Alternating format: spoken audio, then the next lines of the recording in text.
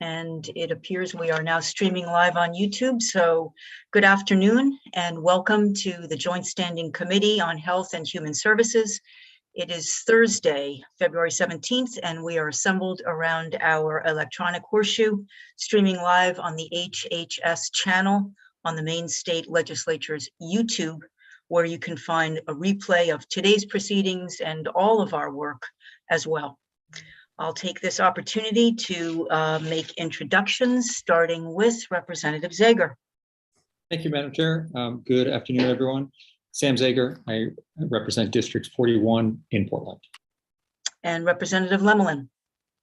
Good afternoon, everyone. My name is Michael Lemelin. I represent House District 88, Chelsea, Jefferson, Whitefield, and half of Noblesboro. And Representative Griffin.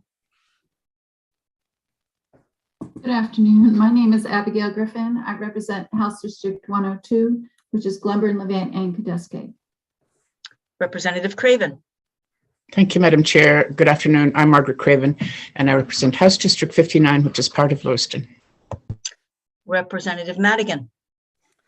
Thank you, Madam Chair. Good afternoon. I'm Colleen Madigan. I represent House District 110, which is part of Waterville and part of Oakland. Representative Javner. Good afternoon. I'm Kathy Javner, and I represent House District 141, which includes the towns of Alexander, Burlington, Chester, Cooper, Crawford, Danforth, Dennysville, Lakeville, Lee, Lowell, Mattawamkeag, Medibemps, Princeton, Springfield, Talmadge, Topsfield, Vanceboro, Waite, Wynn, Carroll, Codyville, Drew, Grand Lake Stream, Webster, Barry, Cathants, Edmonds, Marion, Big Lake, Brookton, Forest City, Greenlaw Chopping, Kossuth, Lambert Lake, Kingman, Prentice, Twombly Ridge, and Whitney. And Senator Moore. I'm not even going to try to name my town, but I'm Marianne Moore, and I represent Senate District 6, which is all of Washington County, as well as Goldsboro, Winter Harbor, and Sullivan in Hancock County as well. And Senator Baldacci. Good afternoon. I'm Joe Baldacci. I represent the city of Bangor and the town of Herman in Senate District 9. Thank you. And my Senate co-chair, Senator Claxton. Thank you, Madam Chair. My name is Ned Claxton, and I'm honored to represent the folks in Senate District 20, which includes Auburn, Minot, Mechanic Falls, Poland, and New Gloucester. And I see Representative Stover has dropped in. Welcome. Thank you, Madam Chair. My name is Holly Stover. I represent House District 89, including the towns of Boothbay Harbor, Southport, Edgecombe, Westport Island, and part of South Bristol. And I am Representative Michelle Meyer, proudly serving Southern Maine's House District 2, which is all of Elliott and parts of Kittery and South Berwick. We are also joined by our analyst, Anna. Hi, I'm Anna Broom. I'm one of the legislative analysts for the Health and Human Services Committee, and I work in the Nonpartisan Office of Policy and Legal Analysis. And our clerk, Karen. Hi, I'm Karen Thomas. I'm the clerk for the Health and Human Services Committee. And if you need assistance, please email me at hhs@legislature.maine.gov. Thank you. We will be taking public comment on a number of bills focused on child welfare today. We'll begin with LD 1960, followed by 1755, 1812, 1824, and 1853. We take testimony in the following order: the legislator introducing, any other legislators, those in support, those in opposition, and then those neither for nor against. You may submit written testimony up until the day of the work session on each of these bills. We ask that you not use the chat for any policy-related comments or questions.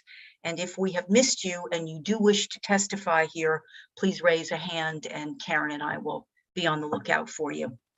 For the uninitiated to Zoom public hearings, you'll be brought over from the attendee room and experience a period of deep space before you land here with us. Hang on, we'll see you. When we have many in the queue to speak, we generally run a 3-minute clock on testimony. However, I don't believe that's going to be necessary today. If and when we do need to run the clock, you'll be given a signal at 2.5 minutes, and we ask that you kindly try to bring your testimony to a conclusion. So with that, I will ask Senator Claxton to unmute himself and please introduce LD 1960 to the committee. Thank you, Representative Meyer and esteemed colleagues on the Health and Human Services Committee. As I just said, I'm Ned Claxton and honored to represent the people of Senate District 20.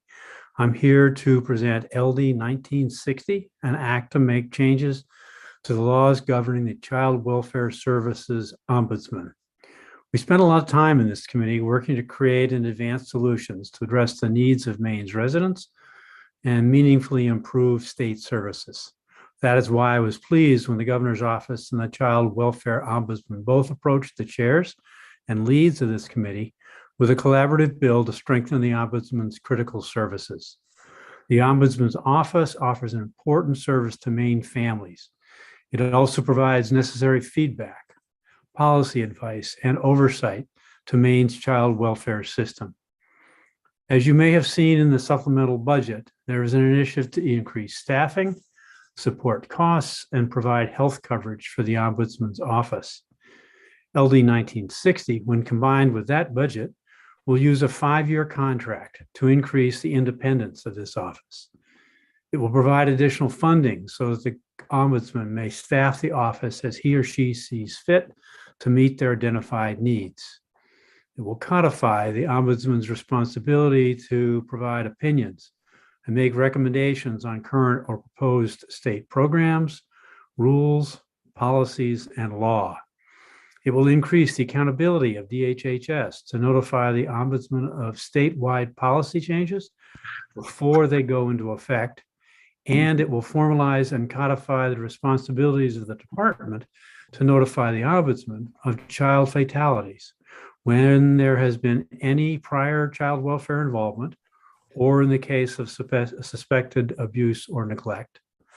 These changes provide meaningful improvements and reflect months of good faith work on the part of many folks. Stakeholders, the Ombudsman, and the department have worked together to craft this plan. I'd be happy to try and answer any questions about the bill, but Beth Bosang from the governor's office will provide additional context and information and can answer your other questions. Thank you for this opportunity.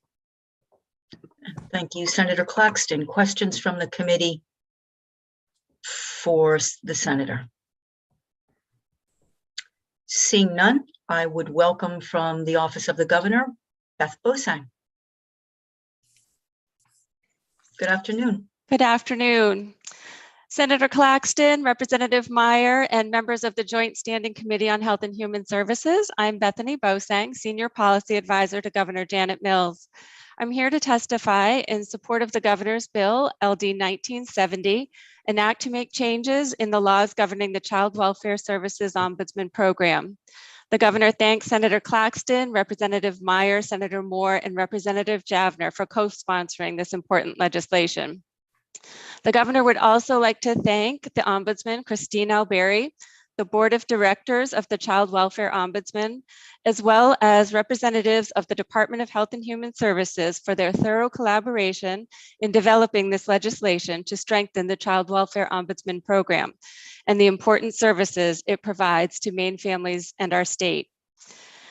We worked together over the course of several months to bring you these proposals outlined in this bill that we collectively agree are necessary to best enable this program to meet its charge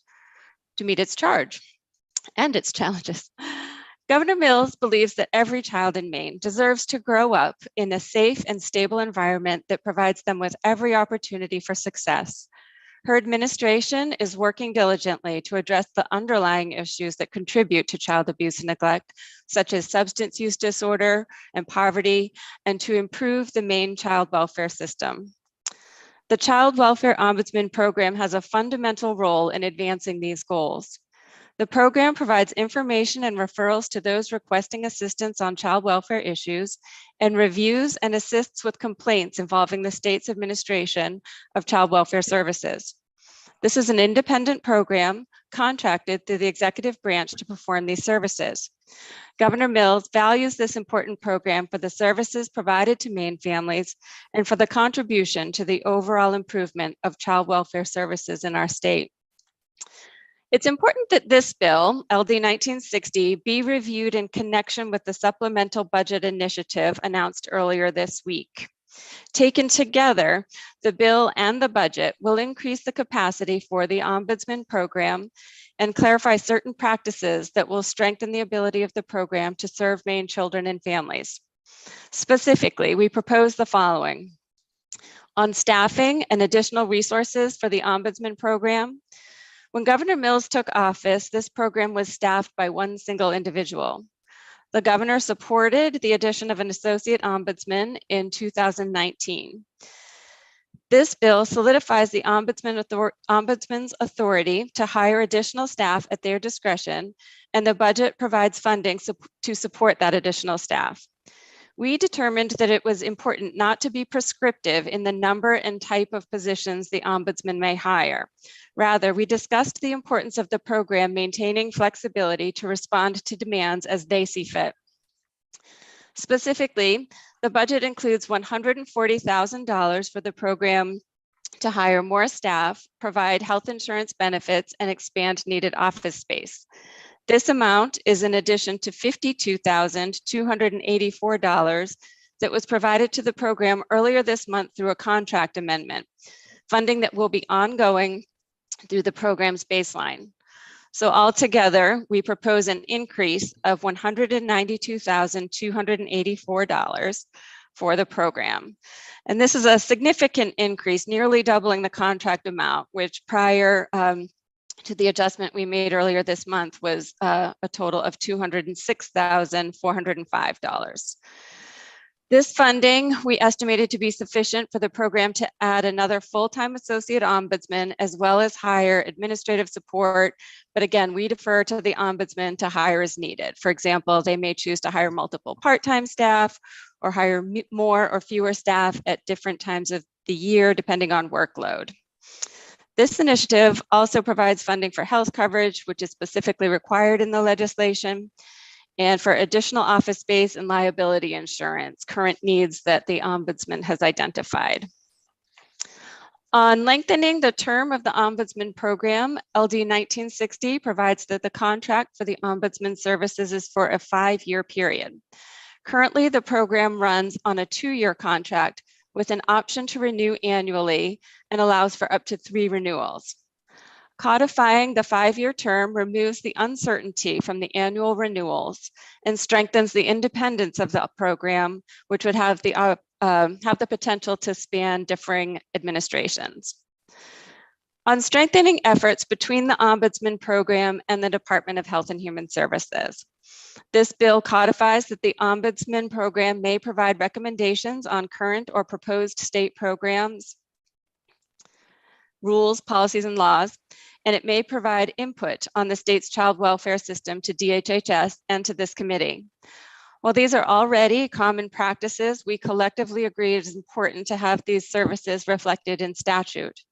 This bill also requires that DHHS notify the Ombudsman program on any statewide policy changes before such changes take effect. Finally, LD 1960 codifies the current practice that DHHS notify the Ombudsman program of child fatalities for children who are or have been involved in the child welfare system, or if the fatality is suspected of being a result of abuse or neglect. Again, we thank the Ombudsman and the Department of Health and Human Services for working with the Governor's office on this proposal. More importantly, the Governor thanks them for their ongoing work to improve child safety and well-being in Maine, an essential goal we know this committee shares. Thank you for your time and attention. We look forward to working with you on this proposal, and I'd be happy to answer any questions you may have now or at the work session. Questions from the committee for Ms. Bosang? Seeing none, thank you for being here this afternoon. Thank you very much. We'll move next to the Child Welfare Ombudsman, Christine Albieri. Welcome. Thank you. So I just want to preface this by saying that this testimony is actually on all 4 ombudsman bills. Good afternoon, Senator Claxton, Representative Meyer, and members of the Health and Human Services Committee. Thank you for having me here today. My name is Christine Alberry, and I'm the Child Welfare Ombudsman for Maine. Today, you are here to consider 4 proposed bills to improve the Office of the Child Welfare Ombudsman. I'm incredibly grateful both to Governor Mills and to the sponsors and co-sponsors of each piece of proposed legislation to support our program. The Ombudsman's Office is particularly grateful for the Governor's proposed budget initiative to strengthen our office and provide much needed additional resources. All of the proposed legislation will enhance the independence and productiveness of our office in order to do our part more effectively in the statewide efforts to increase the protection of Maine's most vulnerable children. The current Ombudsman's program is authorized by 22 MRSA 4087-A to provide information and referrals to individuals requesting assistance and set priorities for opening cases for review when an individual calls with a complaint regarding child welfare services within the Maine Department of Health and Human Services. Information and referral calls are an often overlooked part of the services that we provide. We spend at least half of our time talking to people who contact our office to provide information about child welfare law, policy, and process. We are contacted most often by parents and then grandparents. Child welfare cases are extremely hard on families, and often the adults involved benefit from a quiet, neutral moment to discuss their case. Our explanations of process help frontline staff with the education of parents and grandparents about expectations and how the cases proceed. We can have these discussions with anyone who calls, whether the caller is a parent, grandparent, neighbor, friend, or sometimes a child. For a smaller number of people who contact us, we can open a case-specific review. These reviews follow a process agreed to by the Office of Child and Family Services and the Ombudsman's Office. We obtain all of the relevant records to determine the merit of the complaint of the caller and draft a report for child welfare staff to review. We also make additional findings based on other areas of concern observed in the case. We come to an agreement with child welfare staff and finalize our report. These case-specific reviews are the basis of our interim recommendations to the Office of Child and Family Services, as well as recommendations made in our public annual report. The Ombudsman's Office was founded as part of child welfare forums enacted in the wake of the death of Logan Marr, a child who died in foster care in 2001. In its first years, the office was housed in the Maine Children's Alliance. In 2012, in conjunction with a funding reduction, the Ombudsman's Office became an independent nonprofit with 1 staff member. I took over as the Ombudsman at the end of 2013. For context as to how the program has grown over the years, a decade ago in fiscal year 2011, there were 282 contacts to the office. In 2013, there were 452, and in this past fiscal year 2021, there were 708. In 2019, we were able to add 1 additional staff member, Associate Ombudsman Ashley McAllister. We are still not adequately staffed and resourced for our scope of work, which includes recommendations to the department, governor's office, and legislature, as well as participation on other oversight bodies, and hopefully more participation in the department's policy work and safety science reviews in the future. I very much appreciate everyone's support, and especially our recent collaboration and discussion with the governor's office and the department about the governor's bill, as well as our communications with Senator Curry and Senator Diamond on LD 1755 and LD 1812 respectively. Thank you very much, and I'm happy to answer any questions today and to come back for the work session if you would like me to. Thank you, Christine. Questions for Ms. Alberry? Yes, Senator Baldacci. Thank you, Madam Chair. I first want to thank Ms. Alberry for her work and her service. She's really done a great job in terms of helping the public understand these issues and helping us understand these issues better. And so her office plays a vital role, and I appreciate her testimony today.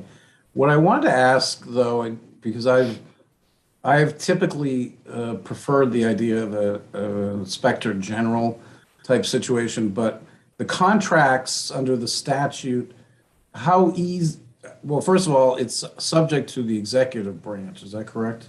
They are solely determined by the executive branch? That's correct. Could a future governor terminate the contract? I think that probably so. We'd have to see. I mean, each individual contract is worded differently with each RFP, but I believe that that is possible.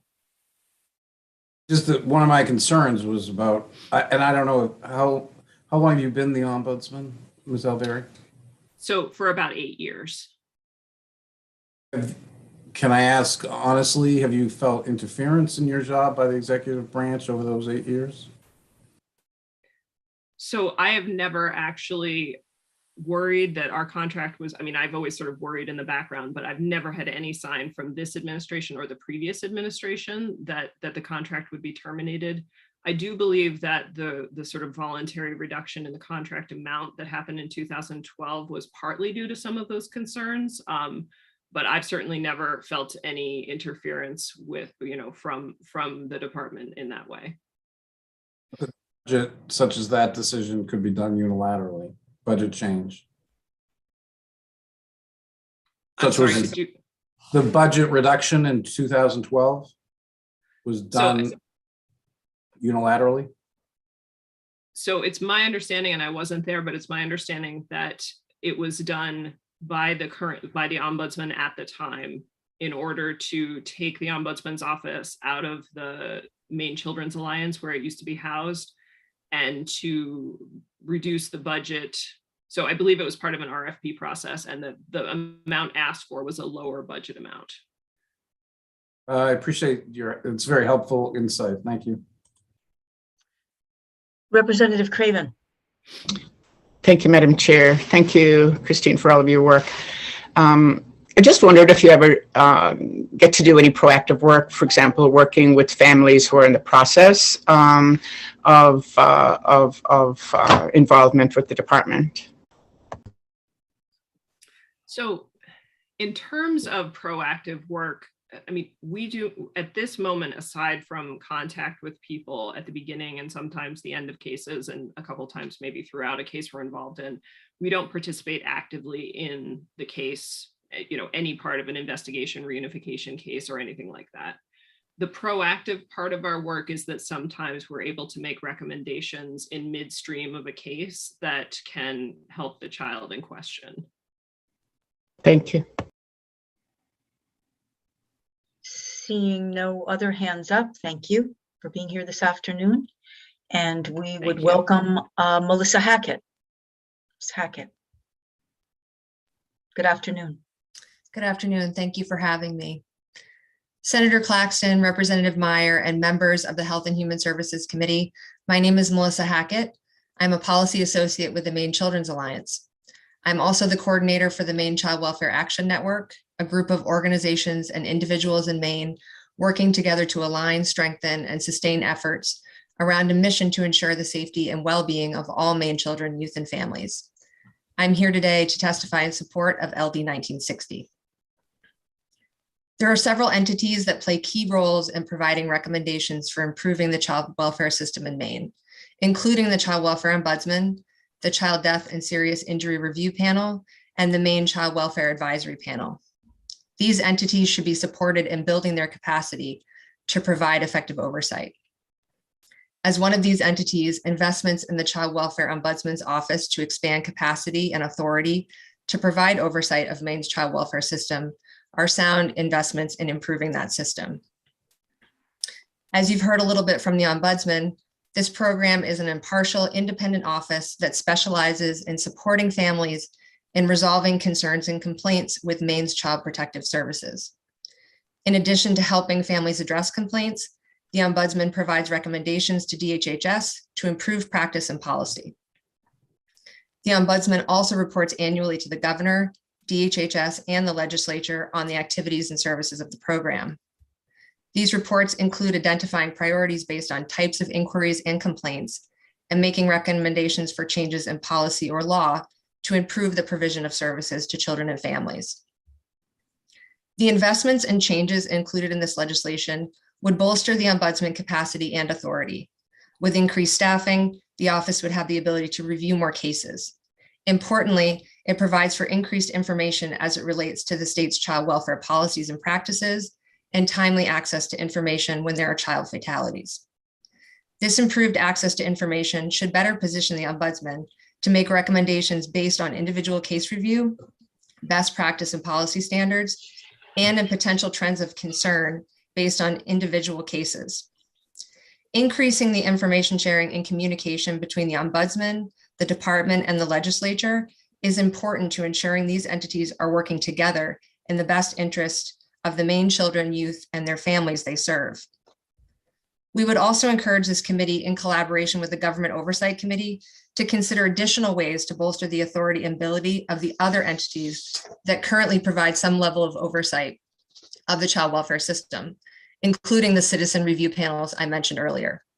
These entities all make formal recommendations in public reports, but have no authority over the outcomes of these recommendations and are not currently required to coordinate with each other or the Ombudsman's office. Robust and ongoing oversight is an important component of an effective child welfare system. Ensuring that critical entities like the Ombudsman's office have the autonomy, authority, and capacity to provide that oversight is an important investment in our current efforts to improve the child welfare system in our state. We thank the bipartisan work of the sponsors of this legislation and urge the committee to support it. Thank you. Thank you. Questions from the committee for Ms. Hackett? Seeing none, thank you for being here today, Melissa. That concludes the testimony in favor of 1960. There is no one present to provide testimony in opposition. We do have Betsy Grant on my list.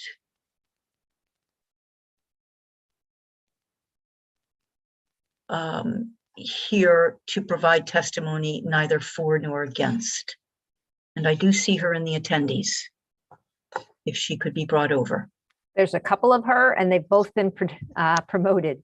Okay, well, we'll wait with bated breath to see which one shows up. In the meantime, Representative Perry, would you like to introduce yourself? Yes, good afternoon. I'm Representative Ann Perry. I represent House District 140, which includes the communities of Indian Township, Baileyville, Barron, Callis, Charlotte, Robinson, Perry, Pembroke, and Pleasant Point. Thank you. Betsy Grant, welcome.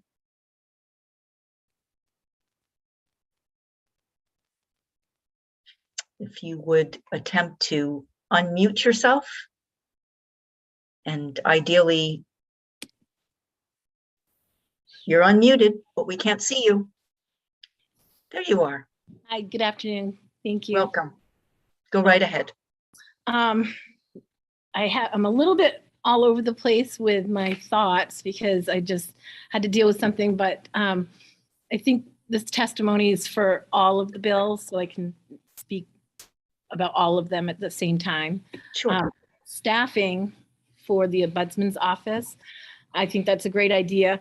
However, the staffing does not have any oversight into the children's licensing for daycares. The Child Licensing and Investigation Office, it doesn't have oversight from the Ombudsman's office.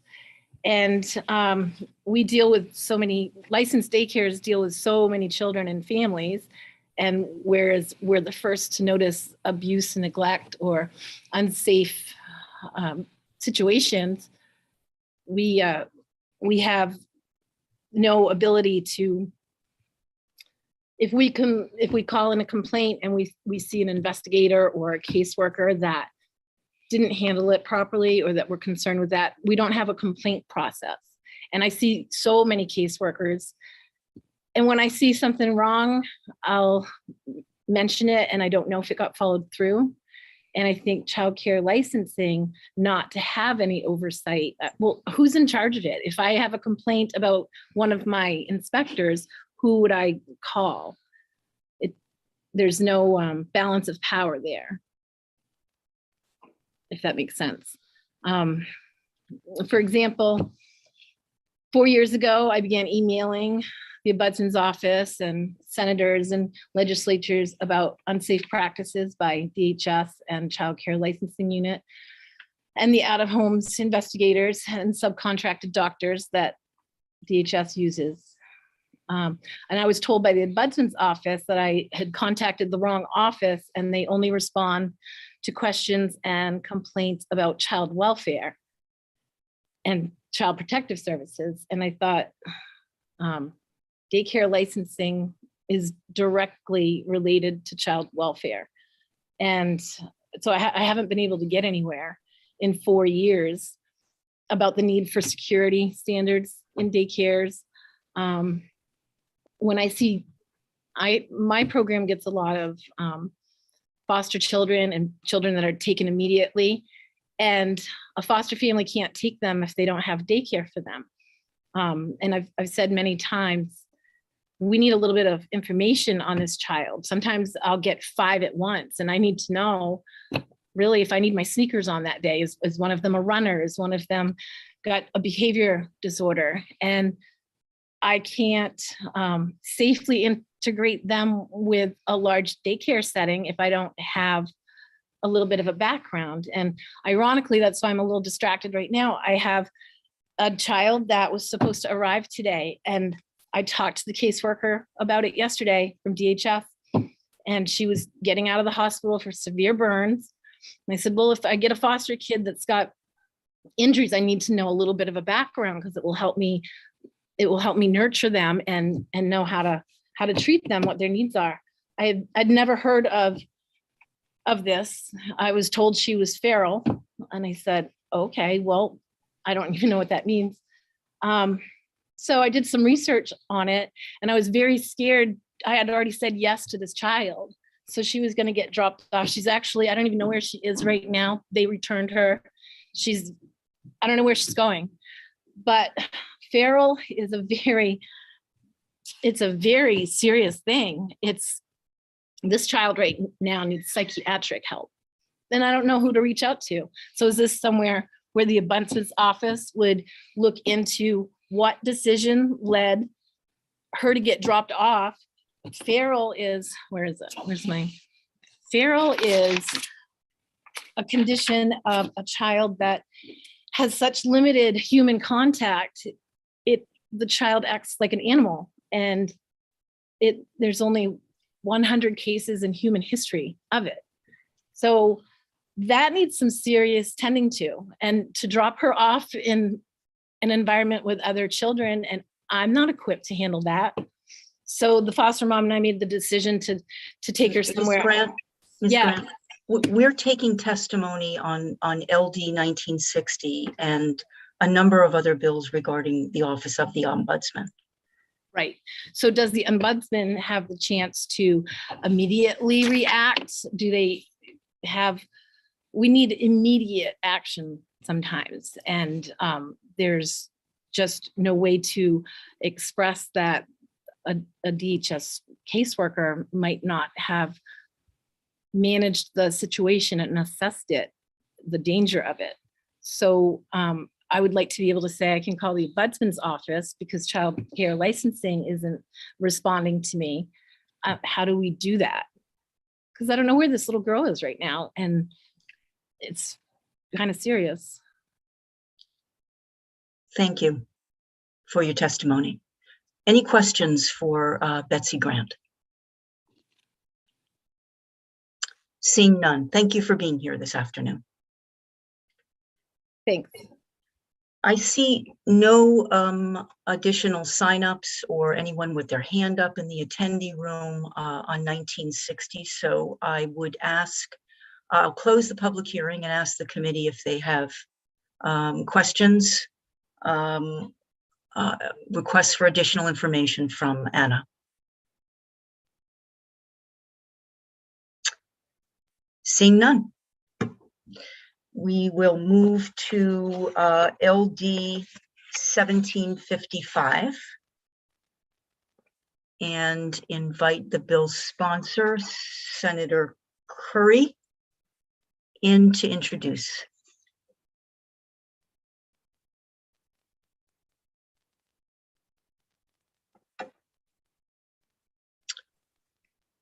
On his way.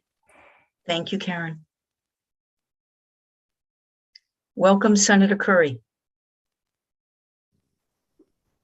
Thank you very much. Go right ahead. The floor is yours.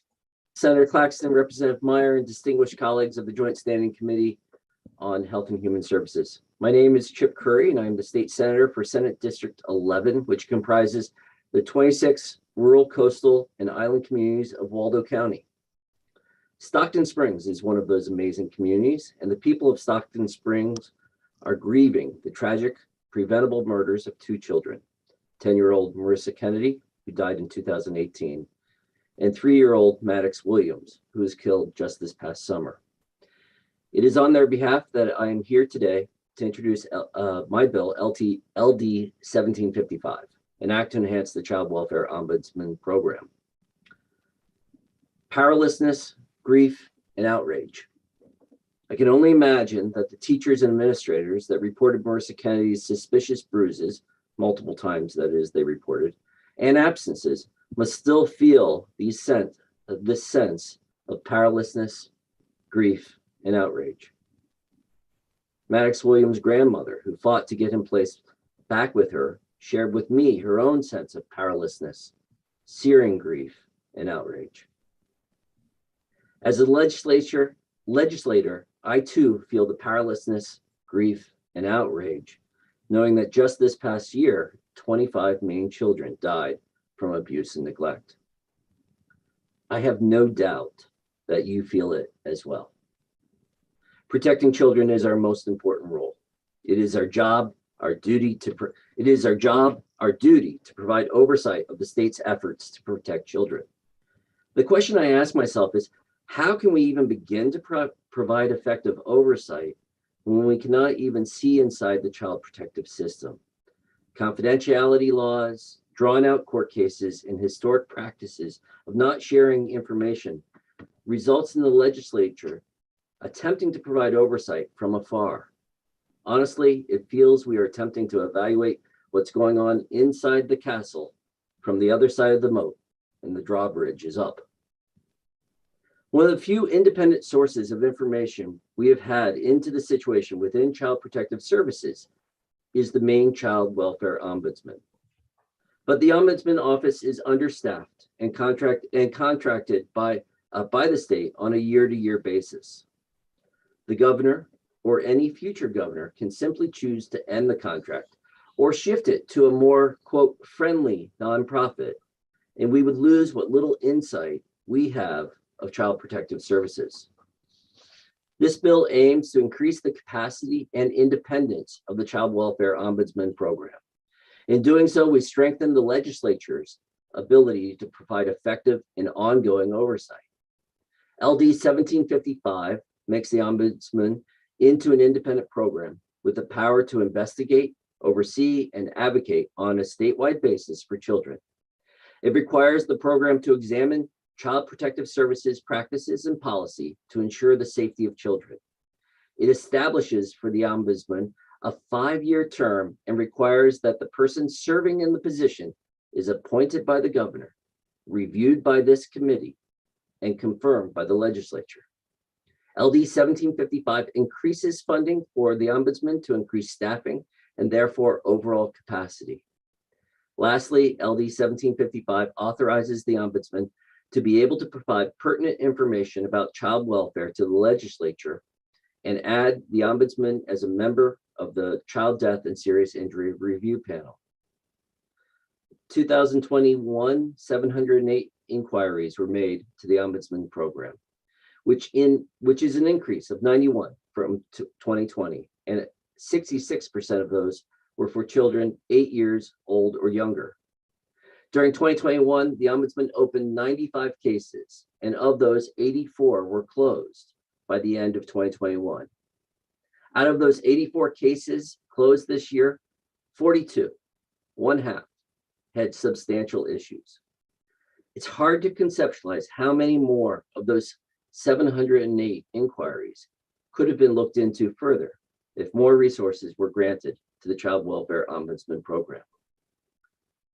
We need not feel powerless. We can take steps that strengthen our child protective services and increases our ability to provide effective and timely oversight to this essential function of state government. Thank you for your time and consideration on this critical matter. happy to answer any questions that you may have. Questions from the committee for the bill sponsor? Seeing none, thank you, Senator Curry, for being here today. Thank you. Welcome, Mark Moran. Good afternoon. Good afternoon. Can you hear me okay? We can. Go right ahead. Thanks. Senator Claxton, Representative Meyer, and members of the Joint Standing Committee on Health and Human Services. My name is Mark Moran. I'm a licensed clinical social worker and the chair of Maine's Child Death and Serious Injury Review Panel, and I'm here today to speak in support of LD 1755. The mission of the panel is to promote child health and well-being, improve child protective systems, and educate the public and professionals who work with children in order to prevent child death and serious injuries. The panel accomplishes this mission through collaborative, multidisciplinary, comprehensive case reviews, from which recommendations to state and local governments, as well as public and private entities are developed. Two specific aspects of this legislation directly relate to our panel, in addition to one aspect that is indirectly related. On other aspects of this legislation, the panel takes no position. First, the bill includes the ombudsman or a designee as a required member of the panel. The panel welcomes the inclusion of the ombudsman and sees mutual benefits arising from this collaboration. The panel's work, by definition, involves a discrete and relatively small subset of the total work done by the various elements of the child welfare system. The ombudsman's work up to this point has involved another subset of cases in which someone initiated a complaint to that office. By including the ombudsman as a panel member, the panel benefits from the contribution of an additional relevant and informed perspective in its deliberations, while the ombudsman similarly benefits from the collective input of the panel's multidisciplinary membership. Second, the bill requires the department to submit biannual reports to this committee on the panel's recommendations for improving the child protection system. The panel welcomes this requirement. As you may be aware, the panel has recently been in the process of developing bylaws to guide how we conduct our work, which includes dissemination of our work product. Beginning with its 2021 report, the panel's intention is to produce annual reports to raise awareness and influence change in a timelier fashion. The bill's requirement will help to protect the panel's ability to share its findings and recommendations more autonomously and without undue influence. Finally, the panel would also like to raise a concern with this bill that should be considered by the committee. The bill would allow the ombudsman to share confidential information, records, or reports with legislative committees meeting in executive session. If the ombudsman is made a member of the panel, the ombudsman would then have access to the voluminous case-specific records the panel reviews, some of which may have been obtained via subpoena. This would seemingly put the ombudsman in a challenging position of having the limited ability, per this proposed legislation, to share confidential information, while concurrently being prohibited from sharing that same information under both the confidentiality statute that applies to the panel and the confidentiality and disclosure statement all panel members must sign and agree to annually. Potential solutions to this apparent problem include, but are not limited to, the ombudsman not becoming a panel member, creating an exception in the panel's confidentiality statute to allow the same limited legislative disclosure being proposed here, or somehow otherwise placing restriction on the specific sources of information the ombudsman may disclose. Thank you for allowing me the opportunity to present this testimony. I'm happy to try to answer any questions that you might have. Representative Javner, question for Mr. Moran. Yes, thank you very much, Madam Chair. Mr. Moran, could you just explain what you mean by executive session? You said committees meeting in executive session be allowed to have confidential materials disseminated to them? I believe that was the language in the bill that's before you today. Okay, thank you. Additional questions? Seeing none. That would appear to conclude the testimony. Yes, Representative Perry. I just have a question for work session. We have the elderly ombudsman. Is that an independent office, and would this run in a similar manner?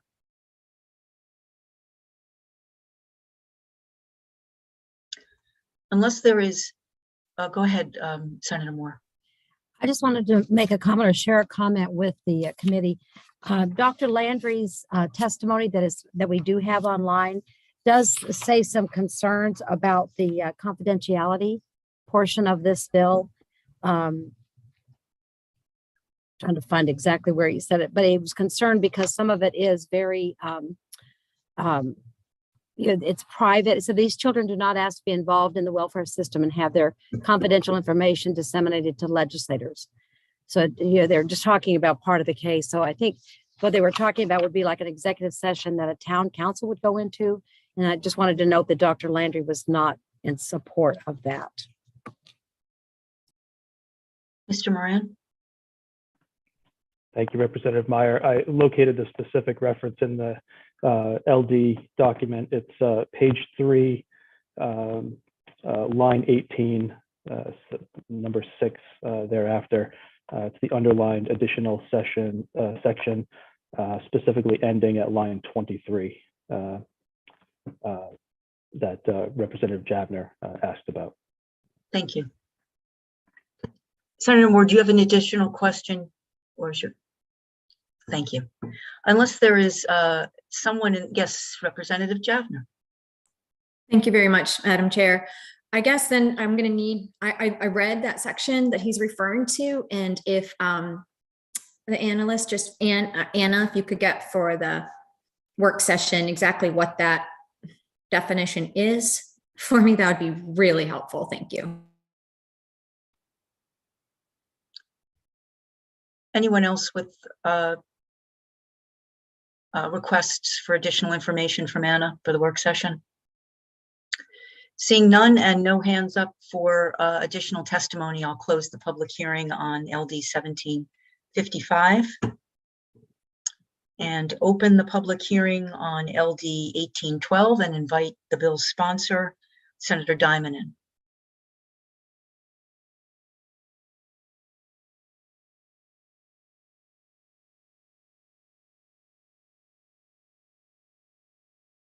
Welcome, Senator Diamond.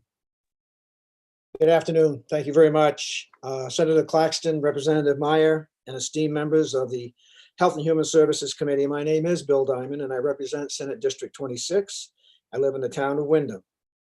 And I'm before you today to introduce LD 1812, an act to strengthen the Child Welfare Services Ombudsman Program by providing increased staffing.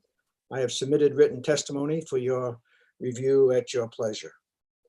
This bill would provide ongoing funding to increase the staffing in the Office of the Maine Child Welfare Services Ombudsman by adding 2 associate ombudsman positions and 1 administrative assistant position. The Ombudsman's office is currently staffed by the Ombudsman and 1 associate ombudsman, meaning this critical office is currently operating with only 2 staff people and no administrative support.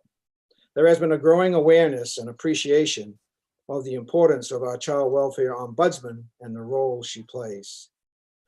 I've had the good fortune to work with Christine Alberry mostly since the tragic deaths of the 4 children last June, 3 of which a parent has been charged with murder or manslaughter. An example of the ombudsman's good independent work is the following. Immediately after learning those recent June deaths and following standard operating procedure, I sent a written request to the Ombudsman on June 16th, 2021, asking her to inquire with the director of OCFS about whether or not the office had been involved with any of those children or families prior to their deaths. She reported back to me that the director had refused the requested information. However, after being reminded that he was required by law to share that limited information with the Ombudsman, per 22 MRSA 4087-A, sections 5 and 6. Finally, on June 23rd, 2021, he conceded and provided the requested information. Recently, there has been a change within OCFS resulting from a more cooperative report, and I'm pleased to see in Senator Claxton's bill that would be addressed directly. Because of the increased public awareness and press inquiries regarding the ongoing deaths, there has been a significant increase in reports of abuse and neglect to the Ombudsman, as you've heard these specific numbers. Her minimal staff is not sufficient to initiate and follow through on the high volume of investigations, each of which has the potential of ultimately ending an unsafe situation for a child at risk. Under our current system of child welfare ombudsman, It's the only independent and reliable connection the public and the legislature has to the behind-the-scenes problems and decision-making at OCFS. The Ombudsman serves a critical role in investigating the ongoing problems within OCFS and sharing the results of those investigations in her annual reports, which are very, very helpful, obviously. My bill, LD 1812, along with Senator Curry's bill, LD 1755, offer needed improvements designed to strengthen the Ombudsman's office by adding staff and improving the independence, which is critical to that position. And Madam Chair, regarding confidentiality, there was a hearing last week with the Government Oversight Committee chaired by Representative Stover, and that they may decide to look at that confidentiality statute. I'm not sure. They haven't decided yet, but we did talk about it. The time has come for the legislature to make significant reforms in key areas of child protection, and this bill is just one of those changes. I urge you to increase the Ombudsman staff per the recommendations in this bill, along with the other two bills. I think this will be a significant change and an improvement overall. And I'm happy to answer any questions, Madam Chair. Thank you. Thank you, Senator Diamond. Questions for the senator? Seeing no hands up, my list indicates that Ms. Grant had intended to provide testimony on 1812. However, she had prefaced her testimony on 1960 by indicating she was testifying on all of the bills. So if Ms. Grant has testimony on to provide on 1812, please raise your hand and we'll bring you over.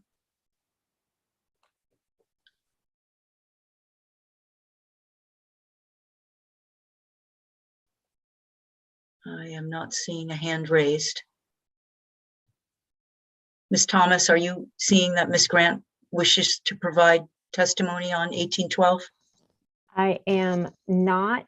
Okay. And I have noticed that she did put written testimony in, and it is Perfect. available. Perfect. Thank you so much. You're welcome. That concludes the testimony on Wait, there LD. goes her hand. Okay. I'll bring her over. Once you bring her over.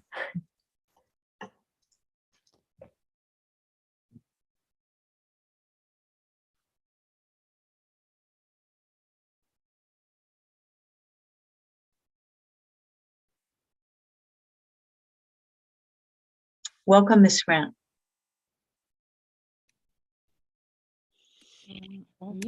I'm start video. Hi, sorry it takes me so long to jump back in. And the staffing, I think I just wanted to make sure it was clear that I meant if there's more staffing, I agree with that, but it has to have further reach, and there needs to be a segment of the staffing in the Ombudsman's office that oversees child licensing and investigation unit. Could you just provide your name and where you're from on this testimony, please? Yep, Betsy Grant, and I'm from Trenton, Maine. Welcome. Thank you. Questions for Ms. Grant on her comments? Seeing none. Thank you for once again testifying. Thank you. With that, I'll close the public hearing and ask the committee if there are any requests for additional information to our analyst. Seeing no hands up.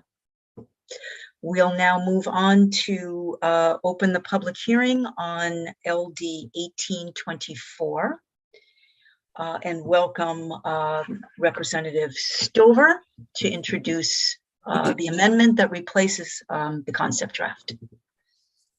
Thank you, Madam Chair. And I don't have testimony written for the committee, but I will post that later.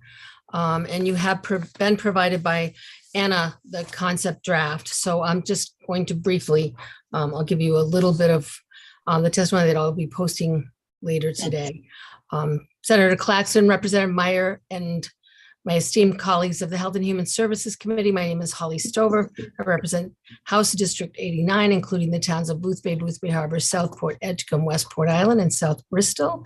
And I am before you today to introduce LD 1824, an act to improve the Maine Child Welfare Services Ombudsman Program by providing additional resources.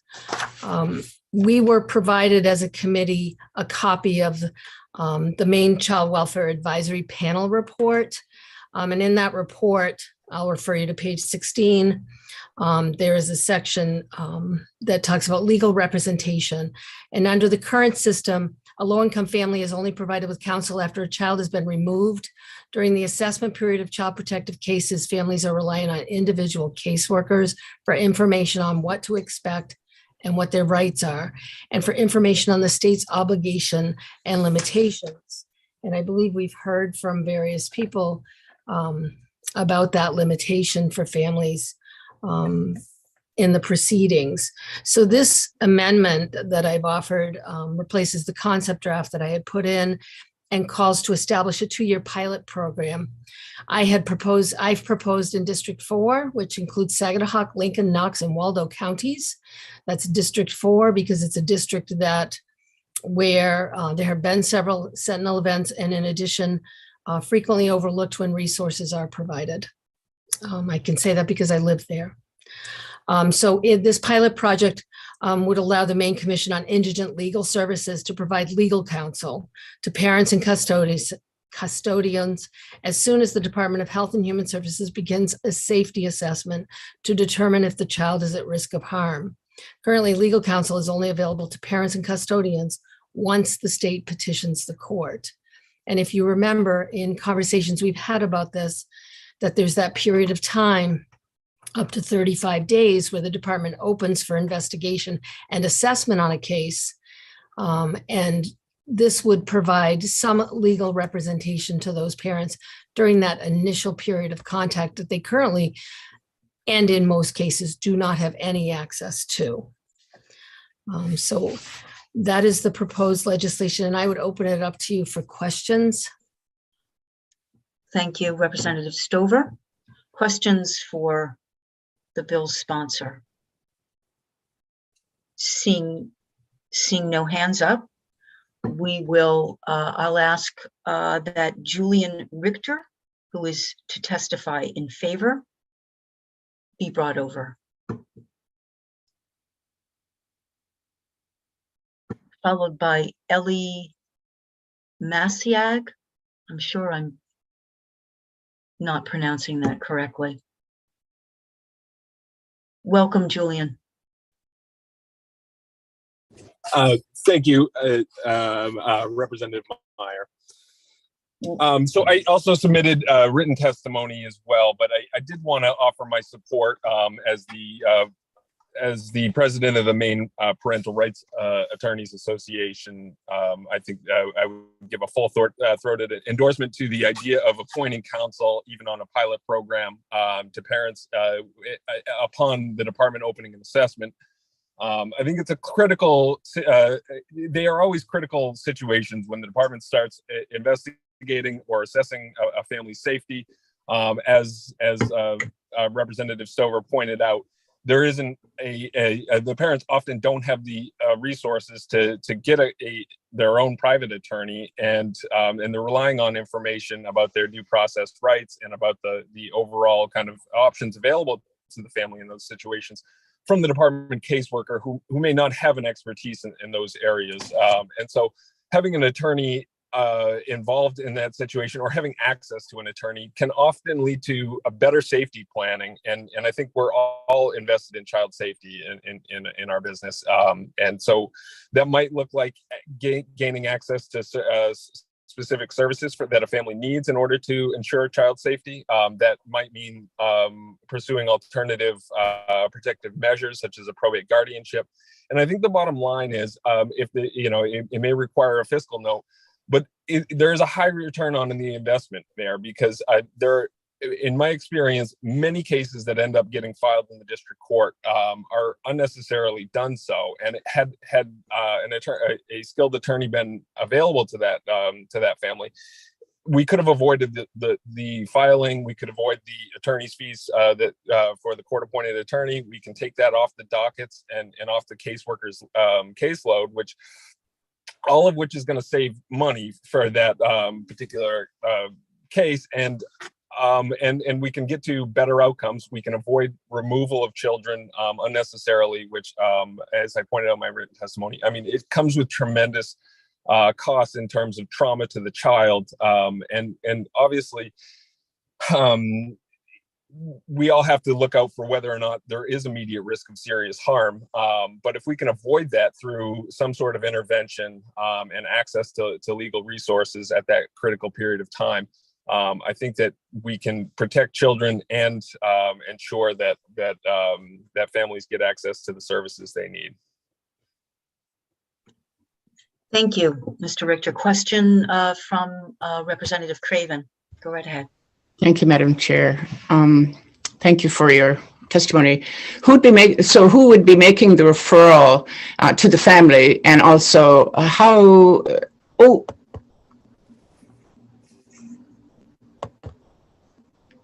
I got lost. Am I still here? I am. You are. And is there any room for guardians ad litem, for example, to be involved as as opposed to having an attorney?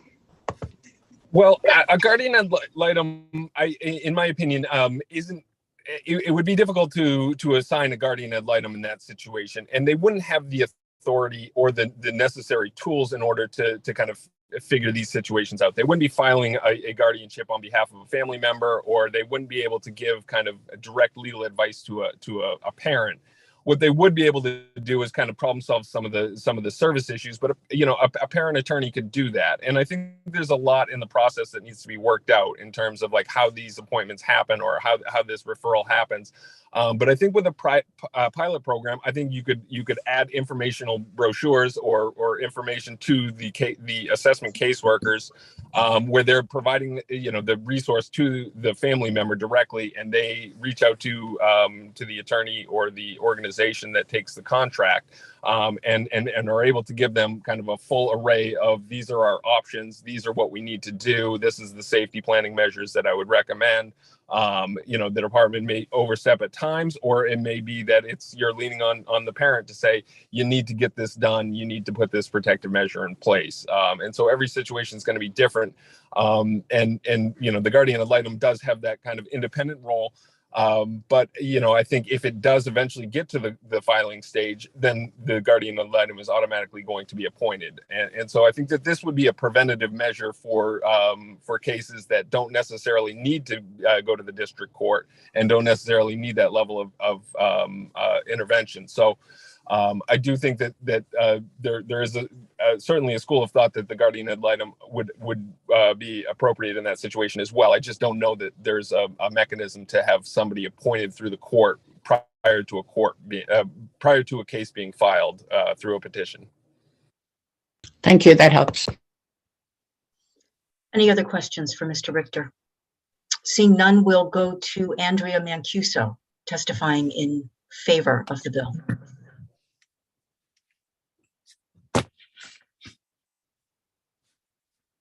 Welcome. Good afternoon, Representative Meyer, Senator Claxton, distinguished members of the committee. My name is Andrea Mancuso. I'm the Public Policy Director for the Maine Coalition to End Domestic Violence, which represents Maine's 8 domestic violence resource centers around the state. Here today to provide some support to Representative Stover's proposed amendment. Everyone involved in the child welfare system in Maine wants parents to succeed in keeping their children safe. A best practice for domestic violence situations is really to figure out how to support families in a way that allows the survivor and the child to stay together safely. And Maine has really struggled with actioning our attentions around that practice. Making attorneys available earlier in the process would be really important to helping all stakeholders focus on, prioritize, and provide a family with the supports and interventions that are most likely to address the underlying concerns that are bringing the individual family into the child welfare process and what's presenting as a crisis in the moment. It would ensure that the department is better complying with its obligations to avoid removals that could be avoided, as you've just heard from Julian, and also provide parents with clear and timely feedback on the legal consequences to their parental rights for compliance or non-compliance with department recommendations and non-negotiables, because some of the things that the department sets out on the checklist are recommendations and some of them are non-negotiables, and it's hard for parents to navigate that path effectively. And we think this would do a lot to make a difference in the trajectory of the family's child welfare experience. Our organization has been a longstanding member of the Child Welfare Advisory Panel, and though today I'm only speaking on behalf of MCDV and not on behalf of the panel, I would like to just underscore Representative Stover's highlighting that this was in the panel's recommendations as an ask for the legislature to fund a pilot program like this, and that was really based on feedback that we received from parents who responded to a 2021 survey that the panel put out, and from providers. In getting response from parents, and it's a low number, right? It's not every parent that's been involved in the system, but only a little over 15% of the parents that responded to the survey responded yes to the questions of whether or not their caseworker helped them understand what to expect in the process. And inherent in that response is the reality that families are not getting usable or digestible information about their rights, the state's obligations, the consequences for not meeting the department's expectations, and substantial narrative feedback from community providers who responded to our survey. And there was something like 115 community providers that took the time to write some responses, supports this recommendation. I've noted in my written testimony several points that were given in narrative fashion by multiple respondents, including a need for there to be more transparency within the Office of Child and Family Services to parents about what to expect and what their rights are. Several providers concerningly made note about misrepresentations that have been made to parents about the process and about their rights. We saw a lot in the responses, notations about the department failing to offer or failing to follow through with providing pre-removal resources that were at the department's disposal, or really doing enough to support families and doing the evaluation about whether removal really does compound the trauma to a child. And representation at the assessment point in the case would really help limit the impact of those things, because you have an advocate for a parent who has no other interests in the case to help navigate them on that path to success.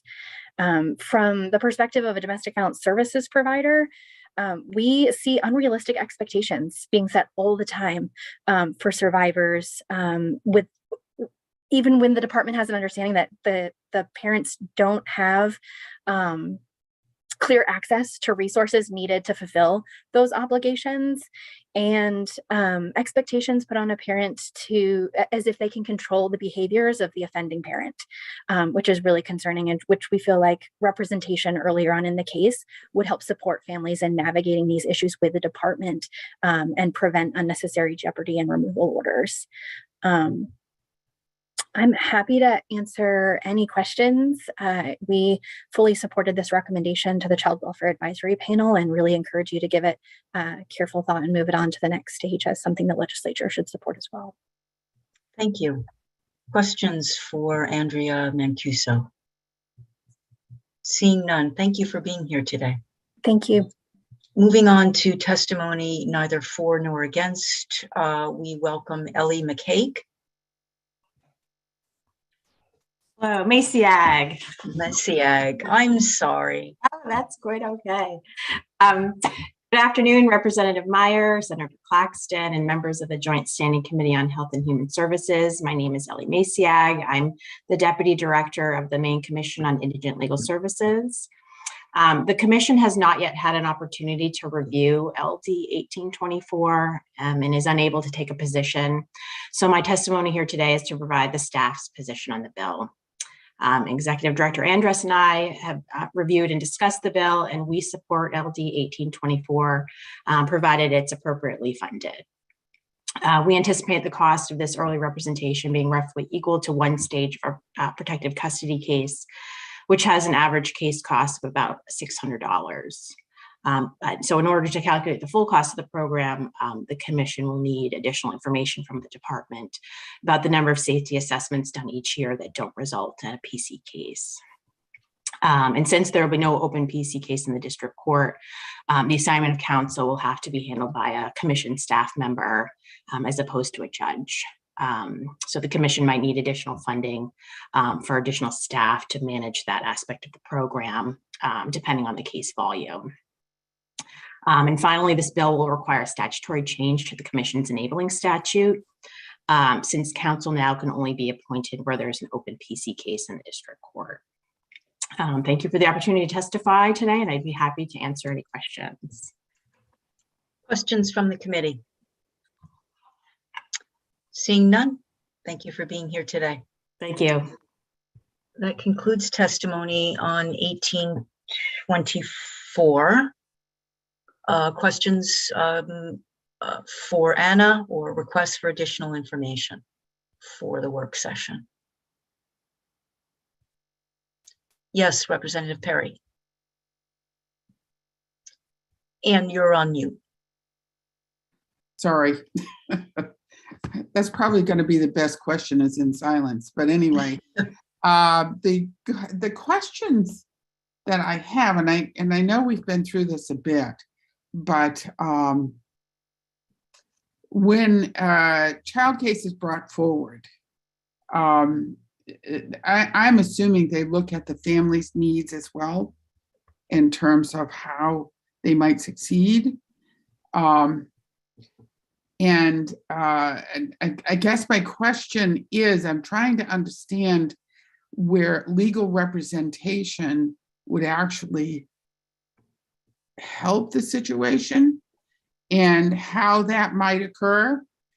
Sorry, Senator Baldacci, but I'm trying to understand the dynamic of all of this and to see how this would work within the ombudsman program, within the the committee that the person who just, the indigent legal services as well. I'm trying to put a lot of that together and to see how that would run. So if there's a way to have somebody come in and sort of try to show what the path would look like, I think would be helpful. I believe as well that there are several states that have programs like this. Perhaps we could have an example of how this is working elsewhere. Representative Javner. Thank you, Madam Chair. If we could get a real clear picture of what the needed statutory changes would need to be as well for the work session, that would be very helpful. And Senator Baldacci. Thank you. I just want to kind of respond to Representative Perry's. As an attorney who's been involved in a pre-court case, the attorney can at least provide the parents some sort of neutral, really a neutral assessment of whether they feel the state could bring the case in court. Sometimes it could be a blustering by the department's caseworker to try to get somebody to comply. At least the attorney could give the parents some sort of clear-eyed viewpoint on what their legal position is. And I think in many cases that could be helpful. So that's just my 2 cents. Thank you. Thank you, Senator. Seeing no other hands up, we'll close the public hearing and open the public hearing on 1853 and go to Senator Claxton. Thank you, introduce that. Thank you, Madam Chair. 1853 is going to be introduced, since I've already introduced myself, as purely a committee bill, a place where we could put ideas that we've come across that aren't included in some of the other bills that we finalize. The bill's title is an act to make changes to the laws governing the Child Welfare Services Ombudsman Program. An act to support improvements in child protective services. But when this was filed, I think in November, we wanted to make sure we had plenty of flexibility during the course of this session to pull in some of the ideas that we heard along the way that weren't embedded in other bills. So for instance, from today alone, it might be a place to look at a complaint process about licensing. We heard that earlier on. We also heard about some statute changes related to confidentiality from the OPEGA report to GOC. From the Office of Policy Evaluation and Government Assessment to the Committee on Government Oversight. We heard some questions about whether the overseeing committees for child welfare were allowed to exchange information in the most effective manner, or in allowing for the fact that we had to protect confidentiality. So I'd like to revisit that too. And I'm certainly open to any suggestions that other members of the committee come across ideas that should go into a committee bill. We can talk about those in a subsequent work session. If you want to send the ideas to me, I can try and work them into a bill. So it's an invitation to committee members hearing all that we're hearing, and we'll hear some more next week related to child welfare, broader than child protective, to submit ideas that could be worked into a committee bill. So thank you for that. That ends the extent of my testimony. It's purely to introduce LD 1853 as a committee. A potential vehicle. Potential vehicle, yep. Thank you, Senator. We do have Melissa Hackett listed as wishing to provide testimony in favor of this. So I would welcome Ms. Hackett. Thank you again, Representative Meyer, Senator Claxton, and members of the Health and Human Services Committee. I am still Melissa Hackett, a policy associate with the Maine Children's Alliance, and also here representing the Maine Child Welfare Action Network. Understanding that this is still a concept bill, we just wanted to take the opportunity to lay out some of the things that are already happening in terms of investments in child welfare, and then some additional opportunities to make some policy and investment changes in this legislation. So we were very supportive of the investments that are proposed in the governor's supplemental budget as it relates to child welfare. The key staffing for caseworkers and supervisors for after hours and emergency coverage is really important to ensuring that caseworkers have the capacity and bandwidth to do their work, and that we don't have burnout and turnover. We also support the regional associate director position to oversee policy and training for caseworkers and supervisors. It's been referenced earlier today, the safety science staff. The addition of that to the office is an important opportunity to evaluate and make adjustments in casework practice as it relates to child safety. There are also additional investments in the Home Builders Program and family visit coaching, and these are really important resources to support families who are involved with the child welfare system so they can safely reunify. And importantly, there's also a reinvestment in a parent mentor program, which is essential to engaging and elevating the lived experience of the child welfare system and providing peer support to parents who are navigating it. These investments reflect key recommendations to improve the child welfare system made by Casey Family Programs, the Ombudsman, the Maine Child Welfare Advisory Panel, and the Maine Child Welfare Action Network. As a starting point, we would encourage the committee to refer to the full recommendations of these bodies in considering additional legislation to strengthen child protective services. And more is also needed. As you've heard me say to this committee before, the child welfare system is broad, and investments to strengthen it should reflect that by providing adequate resources to ensure children, youth, and their families get the support they need to prevent crisis. Reducing the strain on child protective services will ensure that agency and its caseworkers have the ability to keep children safe and strengthen the families they work with. The impact of the ongoing pandemic can't be understated here. Families have and continue to experience significant economic and emotional stressors. For those who are already experiencing challenges, the pandemic has escalated issues that threaten healthy family functioning. With this burden on Maine families and an abundance of state and federal resources at our disposal, now is the moment to invest in the children, youth, and their families, who are the backbone and future of our state. We urge the committee to keep this in mind as you consider this legislation, as well as potential investments on the table and in the proposed budget that can improve the health and well-being of families across our state. We would be happy to discuss any of those proposals with committee members and your colleagues. Thank you, Melissa Hackett. Questions from the committee for Ms. Hackett? Yes, Senator Claxton. I know I'm not supposed to ask questions to people testifying, but in this instance, since there isn't something to be testifying against, my question was about whether you'll be submitting your testimony in written form, because what I see doesn't reflect that yet. It may be in the wormhole of submission, but I just invite you to put your testimony on paper and get it in. I would be happy to do that, Senator Claxton. I didn't get to it before the hearing, but I will certainly put it on the portal. Well, you'll notice that I don't have any testimony either, so we'll call it even. Thank you, Madam Chair. Any other questions for Ms. Hackett? Seeing none. Thanks for being here today, Melissa. Senator Claxton, is your hand back up again? No. Okay.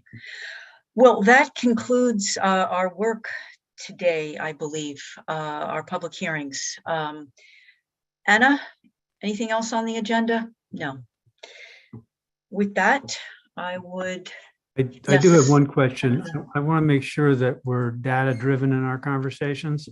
And there were several links in some of the testimony that is, to my mind, or look to go to a dead end.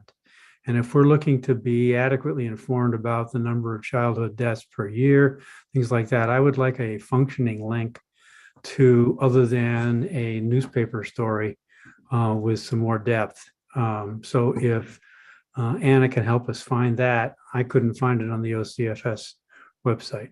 That will be helpful. Thank you. Are you asking for the death report? Is that what you're talking about? I'm asking for the one that's updated quarterly.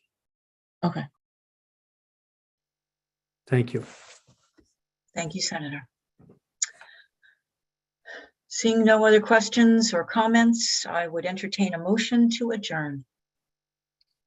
So moved. Second. All in favor?